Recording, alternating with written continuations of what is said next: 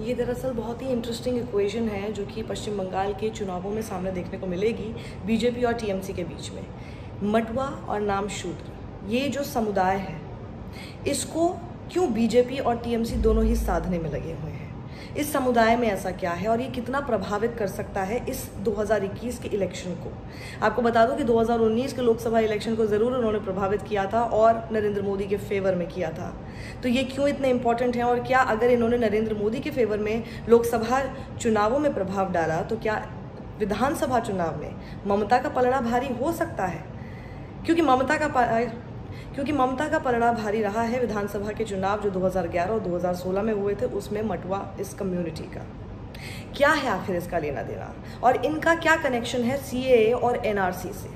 और बीजेपी अब क्यों थोड़ी सी बैकफुट पर आती हुई नजर आ रही है, ये सब मैं आपको बताऊंगी। बहुत दिलचस्प है, सुनिएगा। ये मटुआ कम्युनिटी जो है, इसके कम से कम 2 करोड़ फॉलोअर्स बताए जाते हैं यहाँ पे। 2 crore is a big number. और ये 2009 में परमानेंट मेंबरशिप अपना, जो कि मटुआ महासंघ के नाम से प्रसिद्ध है, वो दे चुके हैं ममता बनर्जी को। और ये एक बहुत बड़ा कारण ये भी थे कि लेफ्ट का जो पूरा एक छत्र राज हटाने में जो ममता बनर्जी 2011 में कामयाब हुई थी, उसमें मटुआ समुदाय का उनको जो समर्थन था, ये बहुत बड़ा कारण उसमें था। अब आखिर अगर इन्होंने समर्थन ममता बनर्जी का किया था तो फिर अब डरने की क्यों ज़रूरत है ममता बनर्जी को? क्योंकि ममता बनर्जी ने ऐसा नहीं है कि इनके लिए काम नहीं किया। कई सारे वादे भी किए, कुछ पूरे भी किए, यूनिवर्सिटी बनाई, इनके लिए एक बोर्ड बनाया, ये सारी चीज़ें इन्होंने की थी। लेकिन क्या हुआ कि 2019 में जब 2019 में मटुआ महासंघ को जो चला रही थी बिना पानी, क्या नाम था इनका,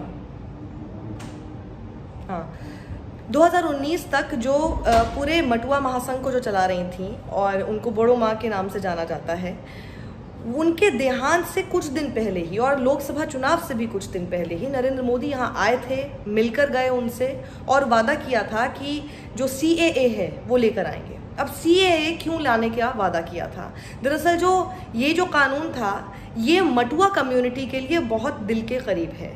ये ऐसी कम्युनिटी है जो कि रेफ्यूजीज कहलाती है, ईस्ट बंगाल से इस तरफ आई थी, जो कि अब बांग्लादेश बन चुका है। और ये लगातार ये मांग करते आए हैं कि इनका एक सिटीजनशिप होना चाहिए। वो कहते हैं हमारे पास वोटर आईडी है, आधार है, लेकिन हमारे पास सिटीजनशिप के नाम पर कौन सा दस्तावेज है?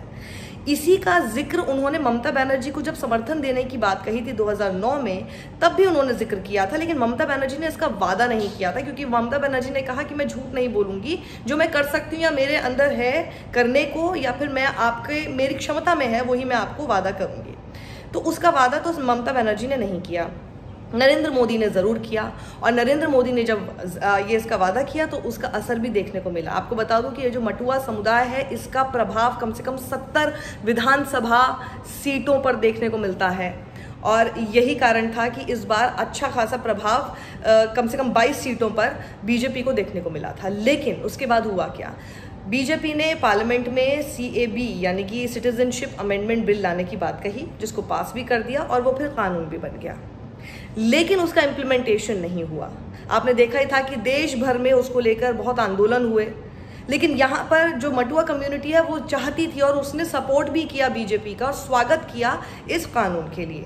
ममता बनर्जी की इस टीएमसी ने, जो कि यहाँ पर सरकार चला रही है, उसने खुलकर विरोध किया था सीएए का, लेकिन मटुआ कम्युनिटी ने वेलकम किया। तो ये माना जा रहा था कि इस मूव के बाद अब 2021 के जो विधानसभा चुनाव होंगे उसमें बहुत अच्छे से प्रभाव देखने को मिलेगा बीजेपी के पक्ष में। लेकिन इसका उल्टा होना शुरू हो गया और वो रास्ते का रोड़ा क्या बना? असम का एनआरसी।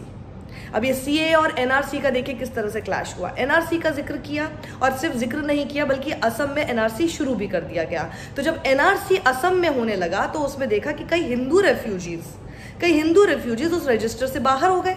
तो जब ये हुआ तो यहाँ की मटुआ समुदाय, नाम शूद्र, इनको शक होने लगा। इन्हें लगा कि ये क्या बात है, ऐसे कैसे हो सकता है? एक तरफ आप हमें वादा कर रहे हैं कि आप हमें यहाँ का नागरिक बनाएंगे, दूसरी तरफ हम रजिस्टर से बाहर जा रहे हैं, हमारे जैसे लोग बाहर जा रहे हैं। तो वहाँ पर वो बीजेपी से थोड़ा सा छिटकने लग गए। अब इसकी कहानी ये है कि ममता बनर्जी इसी का इस्तेमाल अब उनके सामने कर रही हैं और ममता बनर्जी लगातार मटुआ समुदाय को बताने की कोशिश कर रही हैं कि जब तक आप बंगाल में हो, मेरे अंडर जब तक बंगाल है और आप इस बंगाल में हैं, आपको कोई हाथ भी नहीं लगा सकता। आप नागरिक हैं और पूरी तरह से सुरक्षित हैं, आपको कोई दिक्कत नहीं होगी। लेकिन अगर सीए लागू हो गया तो आपकी ज़मीन छिन जाएगी। तो जब से वो ये बोल रहे हैं, तो इसी वजह से आपने कुछ समय पहले देखा होगा, तस्वीरें आई थी, न्यूज़ चैनल्स आपको सिर्फ तस्वीरें दिखाते हैं, देखिए जाकर उनके यहाँ जाके खाना खा रहे हैं, ये कर रहे हैं, लेकिन उसके पीछे की कहानी दरअसल ये है कि इनको साधना बेहद ज़रूरी है। और अमित शाह गए थे, इन्हीं रेफ्यूजीज़ के पास जाकर बैठे, खाना खाया और इनके सवालों के जवाब दिए। लेकिन जो सवाल है वो मुख्य तौर पर इनसे यही पूछे जा रहे हैं कि सीएए कब लागू करोगे। अब इसका सीधा सीधा जवाब ना अमित शाह के पास है ना जेपी नड्डा के पास है, तो वो लगातार इन सवालों के जवाब में थोड़े से बचते हुए ही नजर आ रहे हैं। जब भी उनसे पूछा जा रहा है तो वो कह रहे हैं कि कोविड का पूरा वैक्सीनेशन हो जाए, एक बार पूरी ड्राइव खत्म हो जाए, उसके बाद हम सीएए लागू करेंगे। या उन्होंने पूरा ठीकरा ही कोविड के ऊपर फोड़ दिया है, जो थोड़ा सा मटुआ समुदाय को भा नहीं रहा है। तो ये जो मटुआ समुदाय है ये बहुत बड़ा गेम चेंजर है। इसका वोट इधर या उधर, और ये फॉलोअर्स बहुत हैं, ये एक साथ वोट करते हैं, ये किधर वोट करेंगे उस पर बहुत हद तक डिपेंड करेगा। और ममता बनर्जी ने जो यूनिवर्सिटी बनाई और रेलवे स्टेशन इनके लिए बनाया, इनके लिए बोर्ड की बात की, और ऐसा भी कहा जा रहा है, बल्कि इलेक्शन से ठीक पहले ऐसे भी रूमर्स हैं, अभी रूमर्स हैं, मैं आपको एक बार फिर से क्लियर कर दूं कि इसके बारे में कोई पुख्ता जानकारी नहीं है, सिर्फ यहाँ पर एक तरह से रूमर्स फैले हुए हैं कि हो सकता है कि नामशूद्र और मटुआ के लिए अलग पॉलिटिकल पार्टी भी ला दी जाए, फ्लोट कर दी जाए। तो ये सब कुछ हो रहा है सिर्फ मटुआ कम्युनिटी को साधने के लिए। आपके सामने हो सकता है कि आपको लगता हो सिर्फ हिंदू वोट, मुसलमान वोट, जाति और ये सारी चीज़ें होती है, लेकिन उसमें जब पश्चिम बंगाल की बात आती है तो बहुत बड़ा एक वर्ग मटुआ जो है समुदाय के नाम से है, एक बहुत बड़ा वर्ग मटुआ समुदाय के नाम से है, जो इस इलेक्शन में इस बार गेम चेंजर होगा। ये पहले भी गेम चेंजर था ममता बनर्जी के लिए। ममता बनर्जी ने जिस तरह से इनको साधा था, 2 बार उनको जो विन मिली वो इनके वजह से भी मिली।